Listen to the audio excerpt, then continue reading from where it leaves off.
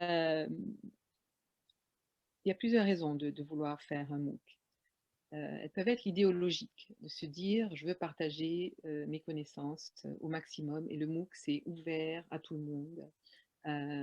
Pourquoi pas? Donc pour moi, ça venait de ma logique de service public, logique française et je crois assez francophone, hein, de dire, Mmh. voilà, partage des savoirs, on ajoute, au commun et les MOOC viennent, dans la logique de l'UNESCO juste après les REL, hein, c'est-à-dire les ressources, éducatives libres, hein, les OERs qui avaient été mises en place juste, un peu avant, hein, vers, 2008-2010, hein.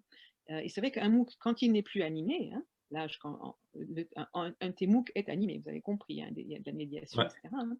Mais quand on peut le laisser ouvert après et il devient une REL, vous voyez? C'est-à-dire qu'on peut d'accord. aller le consulter, bon, il y a pas les réponses, il y a pas les webinaires et cetera, mais il y a quand même une base de connaissances qui est pas négligeable, hein. Voilà, c'était une première raison, très importante pour moi parce que, avec ma chère UNESCO, Savoir Devenir, c'est ça que je promeus, hein, une connaissance, hein, une maîtrise des cultures de l'information, hein. Et la deuxième justement, c'est celle-là, hein, c'est je me suis rendu compte qu'il y avait un déficit, dans mon université, mais pas seulement dans la mienne, hein, de compétences numériques, mais associées à tout, que ce soit à la santé, à l'apprentissage des langues et cetera, hein. Et donc créer un MOOC, c'était pas rajouter un cours ou faire concurrence à un cours, existant en dur dans l'université, hein. Pour D'accord. moi, faire un MOOC, c'était une valeur ajoutée. Et donc une formation qui n'existe pas, dans le programme, curriculaire de l'université, quoi, hein. Et donc une complémentarité, si vous voulez, organisée, avec, déjà les formations qui existent par ailleurs, hein. Et du coup, on a négocié 2 choses, hein. Par exemple, moi, j'ai négocié dans le master, que j'avais en éducation aux médias et à l'information que, le MOOC représentait, 5, UE, Ah ouais, 5 crédits, pardon.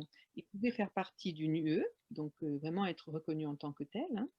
Mais si les universités ne souhaitent pas, reconnaître les MOOC et beaucoup d'entre elles les voient un peu comme, une concurrence, hein, le les les MOOC donnent aussi des badges, hein, et nous on a opté pour la solution Open Badge qui est, une solution où tous les participants, tous les partenaires, décrivent ce qui s'est passé dans le MOOC, hein, et disent qu'ils soutiennent, hein, la personne qui a, eu cette formation, hein.